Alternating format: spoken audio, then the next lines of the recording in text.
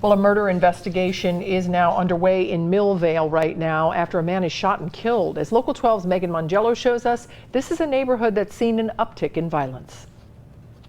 Cincinnati police had an apartment building on Millvale Court blocked off this morning. Yellow evidence markers were scattered on the grass where shell casings were found. Police got a call about 6:30 a.m. when someone looked out of their apartment window and saw a man laying in the grass. It was the same area that police had responded to just hours before. We were there earlier in the evening for a disturbance, but at that time there was no indication that anybody was injured, so it might have happened after that particular incident. Police have identified the man as 50-year-old Ralph Whitehead. His death brought heartache to the neighborhood. Pastor Jackson was there to provide guidance. He said Ralph was a father and grandfather. They were shocked that if anybody was murdered, that it would have been him. They didn't see him as someone who messed with people. He wasn't the one that you heard arguing out on the street or you saw messing around. So they were really confused that this would have been him.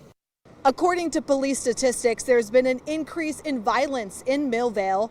During this time last year, there were only 2 reported shootings, and this year there have been 14.